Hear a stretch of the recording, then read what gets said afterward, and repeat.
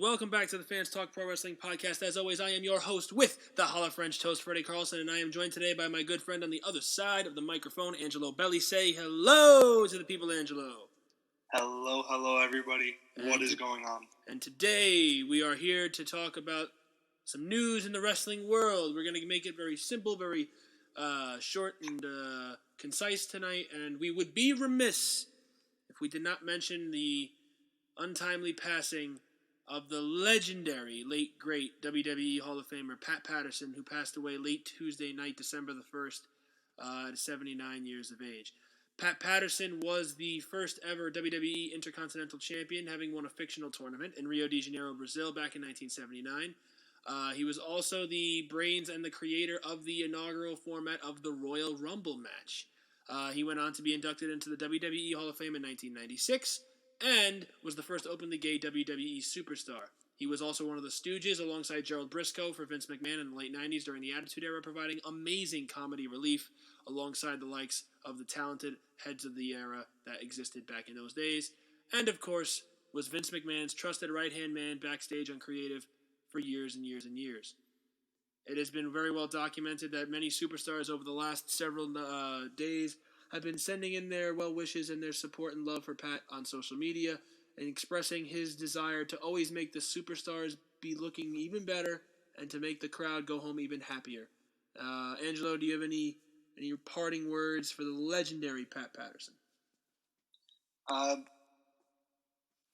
just want to say that, he was such a huge part in the world of wrestling, mainly in WWE.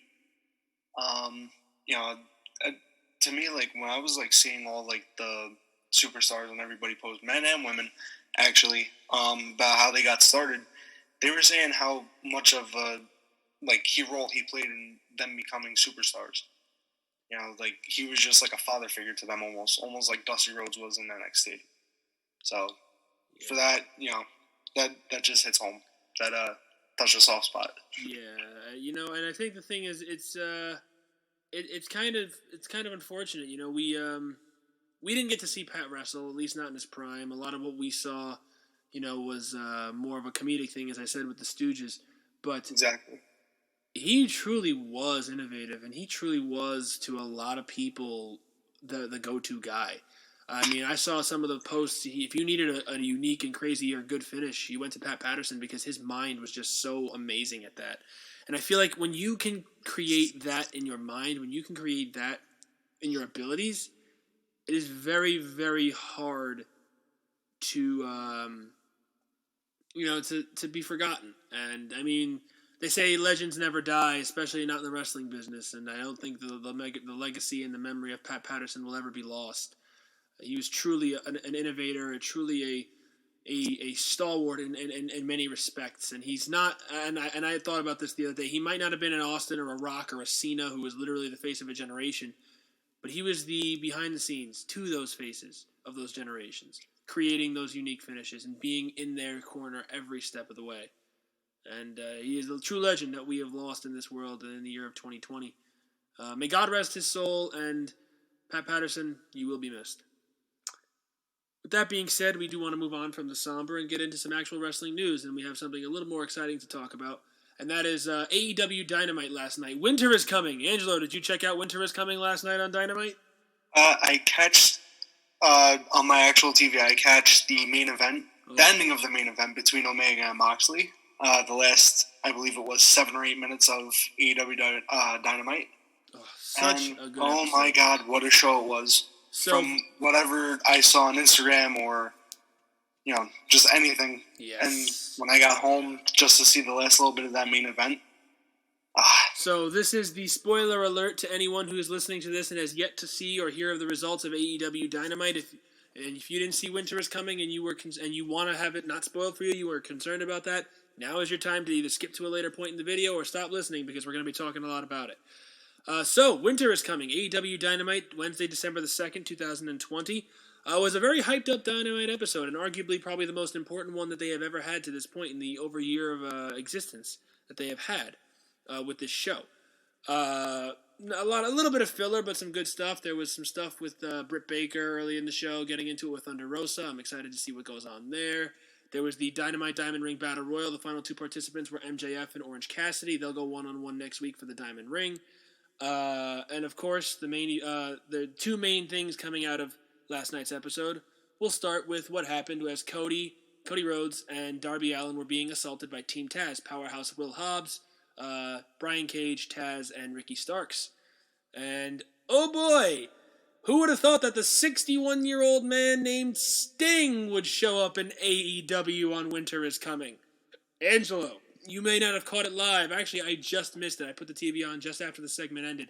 But what was your immediate reaction to hearing that Sting is now officially signed to All Elite Wrestling?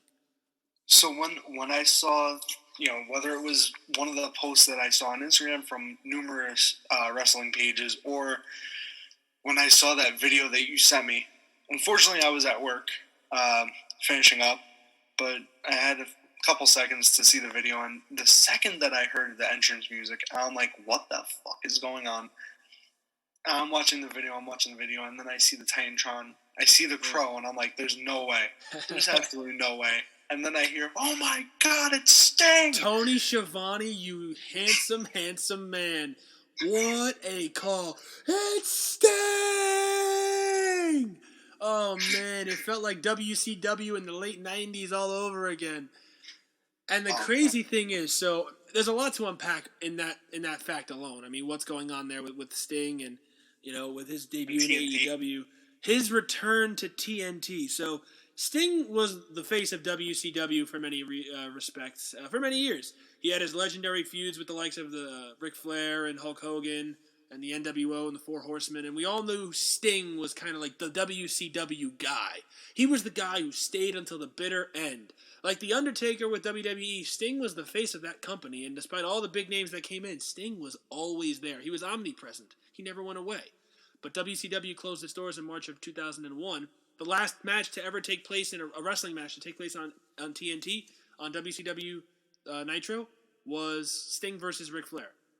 And Sting, he went to TNA and he did all the things that he did there, eventually ended up in WWE in the unfortunate circumstances of his WWE career. All these things that were just unfortunate. I mean, his time in TNA for the most part was very good, but he wasn't on that big stage. He didn't return to being that guy, the omnipresent guy that he was. And I'm not saying that he has to be, but the fact of the matter that Sting has not only returned to TNT, but returned to indie wrestling, for all lack of a better term, is amazing.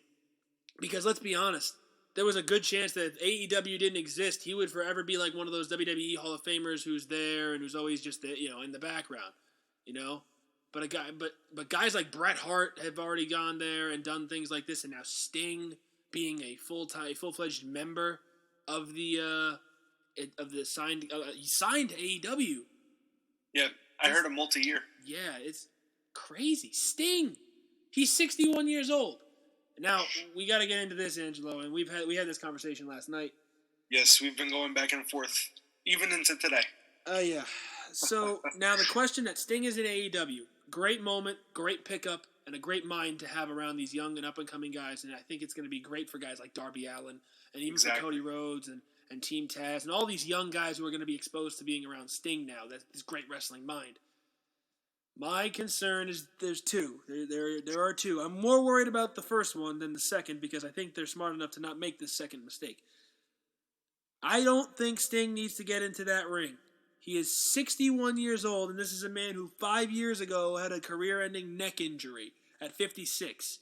And he barely made it out of that alive. I'm sorry. I love Sting. At one time, he was arguably one of the most talented and beloved wrestlers in the world.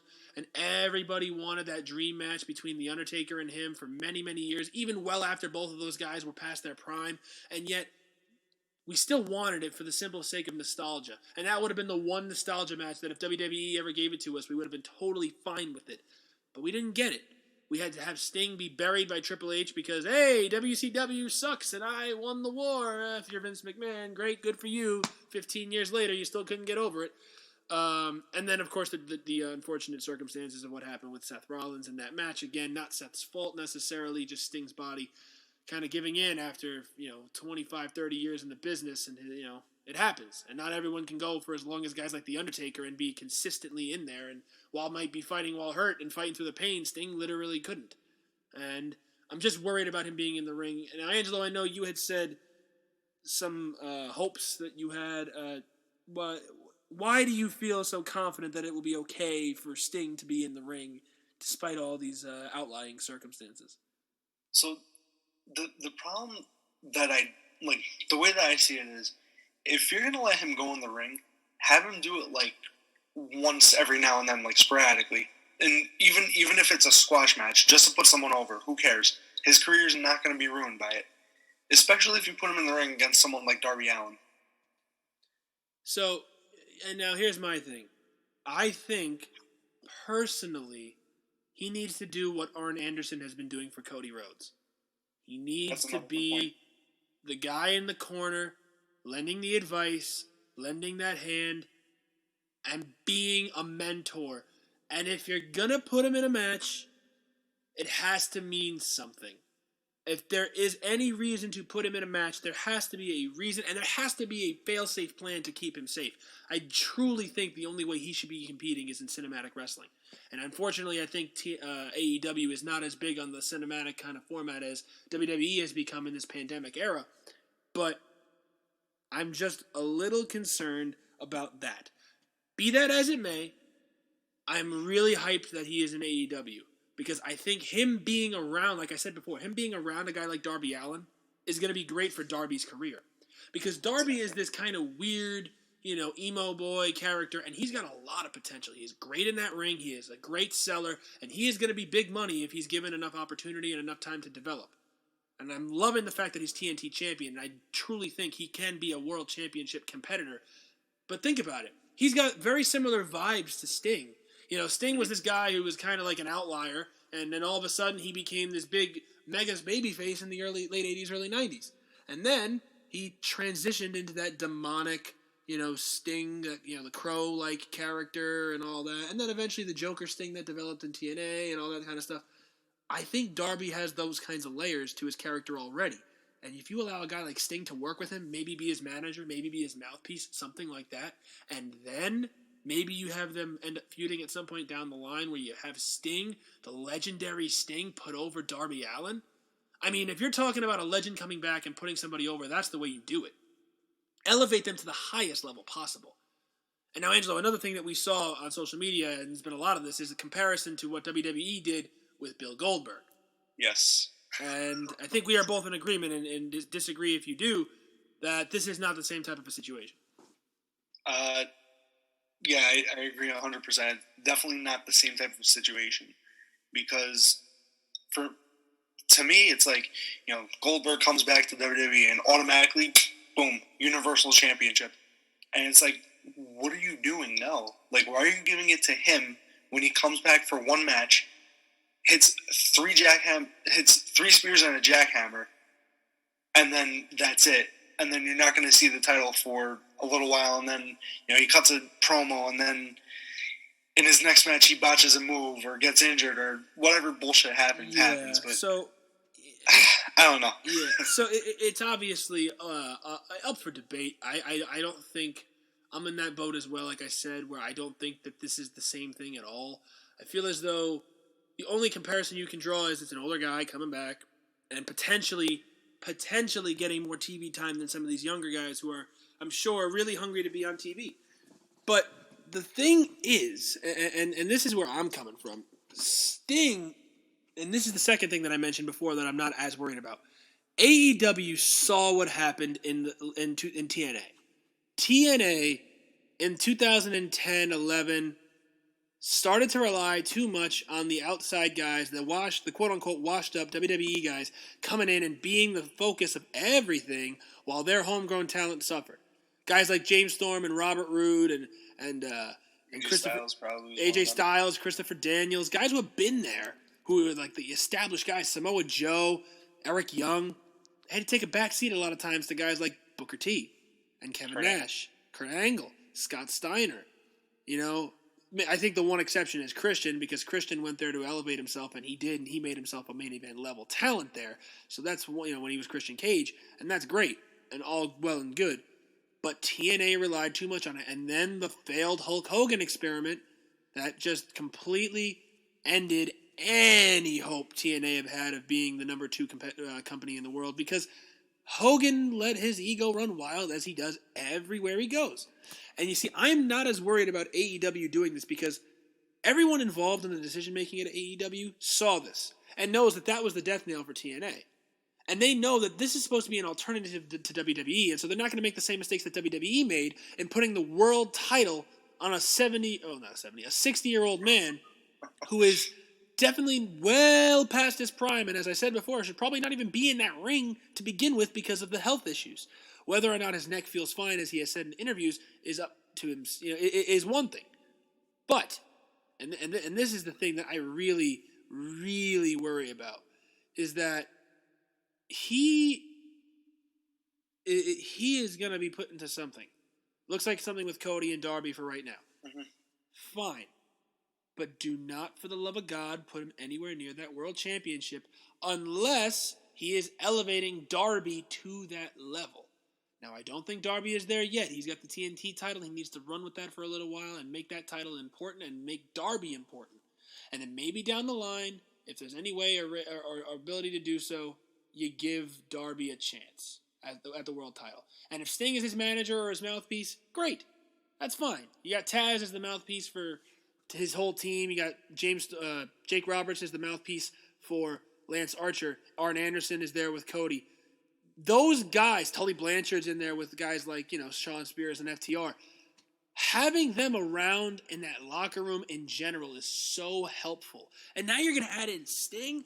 These are guys who have traveled the world, who have main evented, who are world champions. Guys who should have, who are, when you're talking legends, all those names I just said are truly legendary. And AEW has them at their disposal to help tutelage these young guys. And they have yet to make a mistake. Jake Roberts, Taz, and Billy Gunn. Billy Gunn even, Taz and Tully Blanchard, they've gotten involved, but only in the right amount, only to elevate their guys. They're some of the best talkers. Taz is unbelievable on the mic. Jake Roberts was the best promo cutter of his generation, in terms of like the slow, precise, straightforward one. He was from the era of Hogan and Warrior and Macho Man. Ooh, yeah, let me tell you something, brothers. And, those guys were, supernatural in some ways with the way they cut their promos, but Roberts, so precise, so deliberate. You talk about your Psalms, you talk about your John 3:16. That was Jake Roberts, and that was so good. And now Sting was never the best talker, but him just being in there and potentially being a manager, potentially being a mouthpiece, being there as the guiding light for a guy like Darby Allin or anybody for that matter is perfect. It is perfect. And so long as they continue to do what they've been doing and avoid the mistakes of TNA and WWE, they'll be okay. Anything else you want to add about Sting coming to AEW? So, really, really quick, this thought just popped into my head out of nowhere. You said back in WCW, he was pretty much like the Undertaker version. I see that as now in AEW, he still carries that on, because I could see him as the true locker room leader. Anytime that anybody needs advice on something, they could go straight to him and be like, what can we do? Like, how can we make this match even better? How can I do on my promos? Like, whatever. I feel like that's something that, like you said, is a huge help for backstage and for everything. For sure. And that's the thing. Like I said, they've already got some of the better people there to do it. Like we've said, Billy Gunn, Taz, Jake Roberts, etc. These guys are all perfect. And Sting only supplements that to a new level. It's like you've amplified it to the nth degree, so to speak. And that's all you could ask for. And that's all you need. And that makes me so genuinely excited, because it can provide you with such good TV, and it can make everything in AEW better. And look, I don't give a damn about the ratings war, to be completely honest with you. What I care about is the simple fact that this is going to provide us great TV, great wrestling, and great moments. I don't care if WWE or AEW comes out on top in this ratings war. I want to watch good wrestling. And if whatever show is putting on the better wrestling, that's what's going to get more of my time. And right now, AEW is killing it. And we're going to get to the main event of Dynamite in a second. But it was killing it. NXT is great. I'm excited for War Games on Sunday. but AEW is killing it. And now we're going to get into something that's going to only amplify it more. So the main event of Winter is Coming was the highly hyped, the highly anticipated AEW World Championship Showdown between the man who lives 1,000-something miles away from North Carolina, Kenny Omega, stealing from his entrance. I think that's just hilarious. And the at the time reigning defending AEW World Champion Jon Moxley, who was undefeated in competition in AEW.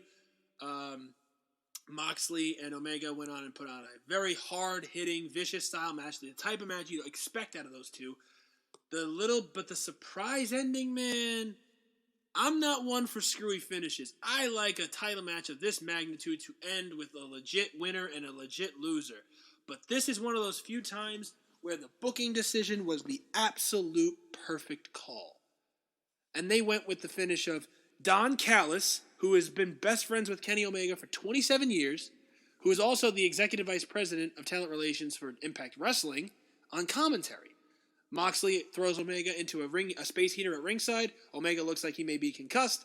Callis goes down to check on him, and boom. The plan hatches. It was a setup all along. Callis causes the distraction. Omega pops Moxley between the eyes with a microphone, busts him open, hits a bunch of V-triggers, a one-winged angel, 1, 2, 3. Kenny Omega, is finally the AEW World Champion. And then him and Callis run away, like the heist of the century. They were running, and Tony Schiavone on commentary yelling, "This is bullshit," was even better. But then they get to that car in the parking lot, and they have an interviewer guy go out there. I forget the guy's name. And he goes, "What is this? What are you doing?" And he goes, "We'll explain it to everyone on Tuesday." And the guy goes, "But Dynamite's on Wednesday." And he goes, "Yeah, that's right. Kenny Omega, the AEW World Champion's coming Tuesday night, Access TV to Impact Wrestling." Oh my God. In the immortal words of Janice from Friends, this is going to be awesome. That's right. Working relationship, partnership between AEW and Impact Wrestling. My God, this is going to be great. Angelo, gut reaction to this amazing announcement that we will be seeing AEW and Impact Wrestling seemingly have some sort of working relationship and or civil war. What do you think? Well, last night that was definitely a shock. I did not see that coming at all. Nope. I'm just happy that it's not AEW and New Japan, because now this to me is a breath of fresh air. Yes. The amount of talent that AEW and Impact both have. Now I feel like if certain stars aren't being used on one show, they can be used on the other show and get the proper time that they need. You know, I was just on Instagram this morning, actually. I'm, just looking through my feed, whatever. And I'm already seeing FTR in the North. I cannot tell you how much money I would pay to watch that match. Those two teams would absolutely rip that place apart. Two technical teams, take my freaking money. Another two matches, and ironically, this is all tag team matches that we're going to be talking about right here. Another two matches that I want to see. The rematch, the match between the Motor City Machine Guns and the Young Bucks. That's a series of matches that they had back when the Bucks were Generation Me in Impact Wrestling TNA many years ago, as well as the battles that they had in Ring of Honor, New Japan, Ring of Honor. I remember I was actually there. No, I wasn't there. I was not there for their Full Metal Mayhem match. That's the TNA stipulation. The Ladder War. It was the Addiction, Christopher Daniels and Frankie Kazarian against the Young Bucks against the Motor City Machine Guns at the Final Battle 2016 in a Ladder War. Oh my God, those guys tore the place down. I don't know if you've seen that match, Angelo, but if you get a chance, tune into that. Oh, those guys killed it. And that's a possible match because SCU is now in AEW, and so many possibilities. And the other match that I was referencing is the Bullet Club reunion, so to speak. The AEW World Tag Team Champions, the Young Bucks, against the Impact Wrestling World Tag Team Champions, the Good Brothers, Ski, Luke Gallows, and Carl Anderson. Oh boy, that would be, as Booker T would say, shucky, ducky, quack, quack. That's going to be good. with a capital T. Oh man, a Bullet Club reunion. That would be wonderful. There's so much potential there, and I still think that there's probably so many crossovers that we aren't even thinking about that will be amazing, you know. And that's the thing. I am so excited, so genuinely excited for this partnership. I don't know what's going to come of it. I don't know where they're going to go with it. Whether it's going to be a civil war, whatever it is, they have my attention now. And if you're going to tell me that that on Impact Wrestling on Access TV next Tuesday, that the AEW World Freaking Champion Kenny Omega is going to show up there to open the show, you can bet your bottom dollar that I am going to be tuning in. I don't have access to Access, but I'm going to find a way to get access to Access because I want to see whatever is going to happen on Tuesday night. Impact Wrestling live. Kenny Omega. Ugh. And like I said, there's probably so many dream matches that we didn't even know we wanted that are going to come from this. I mean, if you're telling me that I can get Sami Callihan versus Jon Moxley, yes, please. Those two guys are psychotic SOBs. And that's actually something that I wanted to bring up too. Thank you for reminding me. I was reading on, again, Instagram this morning that they used to be a team back on the Indies. What? Oh, Moxley and Callihan? Yes, and Callihan. I've heard of that, yes. So now, that's what I'm hearing is there's a rumor going around that they might reform that tag team. You know, I don't know. Well, listen, I'm all for anything, but I don't know about that necessarily. We'll see. I know for a fact that regardless of whatever happens, I'm just really, really excited. Really, really excited. And that's because, all things considered, they have put a lot of potential money into this, and I think they're going to make a mint off of it. And that's all you want. And as I said, if it's good wrestling, I don't care whose company it is, I'm watching. And I saw something myself on Instagram just before we started recording today that said, this benefits pro wrestling as a whole. Because for too long, and there's nothing against WWE, but for too long, one company has controlled the monopoly.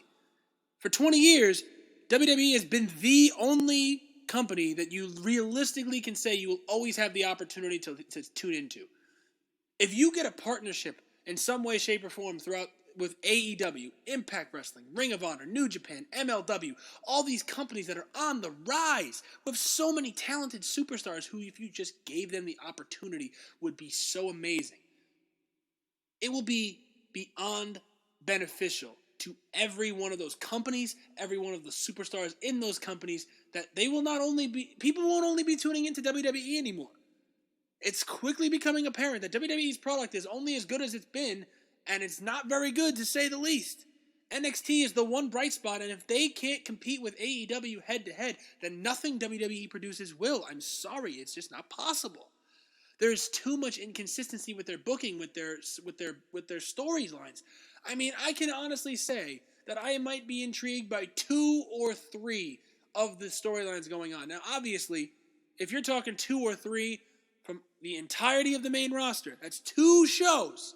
There's at least 4 championships on every show, so figure 4 major storylines and a bunch of minor ones beyond that. And not a single damn one is entertaining except for the world titles and Randy Orton and Bray Wyatt.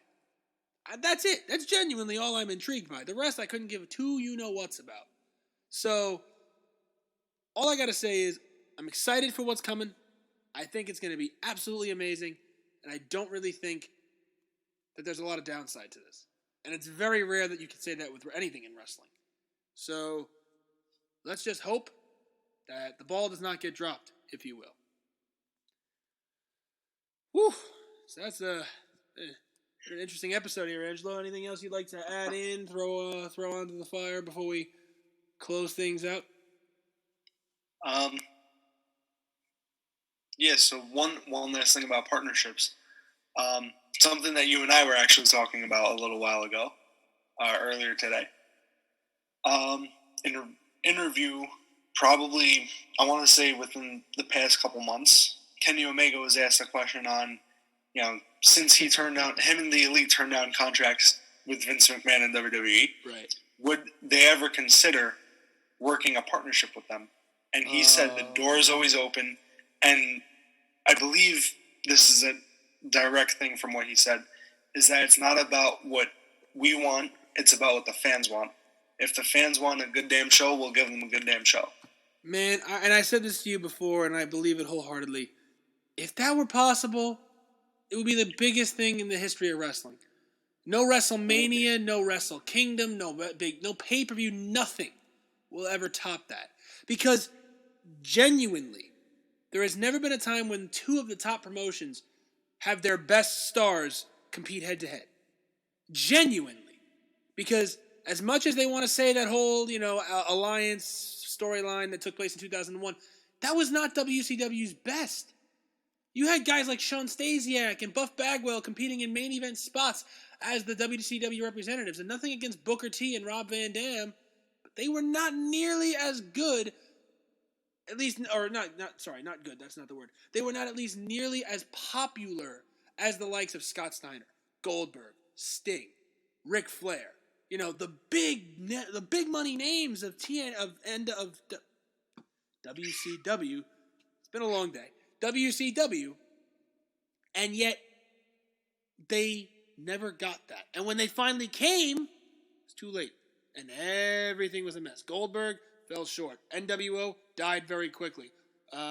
Sting didn't come to WWE for another 15 years. The things that ended up happening, I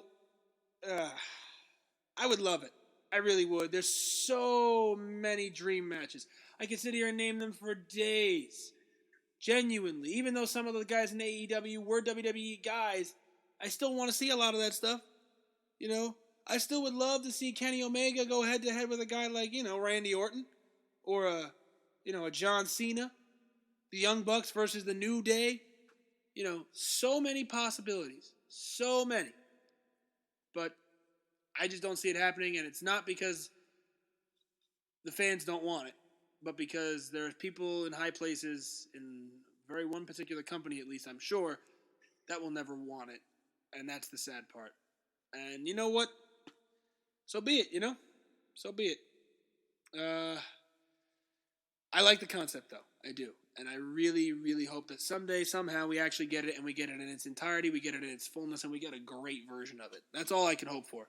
Then, exactly. I think that's every wrestling fan's dream, and unfortunately, not all dreams come true. But that's definitely one that myself as a wrestling fan, and I know damn well you too as a wrestling fan, you would enjoy it. And I'm pretty sure you would pay top dollar to see it. It would be one of the few times I actually paid for a wrestling pay-per-view that wasn't on the WWE Network. As much as I love AEW, $50 is a lot of money to drop on a show. But if you tell me right now that that's a show that's happening and you give me a great card, I'll spend any amount of money that you want on it because I would watch it, and I would watch it 1,000 times if I could.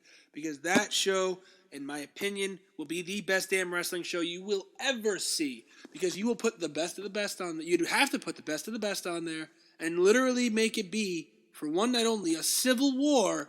Or actually, it wouldn't be considered a civil war. It would actually just be considered a war. Whatever. A war between two of the two biggest wrestling companies in the world. And we can only hope, Oh, exactly. Well, this was an interesting episode, if I do say so myself, Angelo. We were a little bit of a impromptuity to it, at least on our end. But, I think it was good. And we, from time to time, might do more of this, talking about news and current ongoings in the wrestling world. Of course, winter is coming. AEW Dynamite last night provided us with a lot to talk about, and we probably summarized it a lot and left out some important other aspects, but that's okay. I'm excited to see where this goes from here. And, Angelo, anything else you want to add to the people? I think that was pretty much it for this episode. All right, well, ladies and gentlemen, as always, we thank you for tuning into the Fans Talk Pro Wrestling Podcast. For Angelo, my name is Freddy. We remind you to like, share, and subscribe. And always remember to never be afraid to be a fan. And we will see you on the flippity flip the next time. So long, everyone.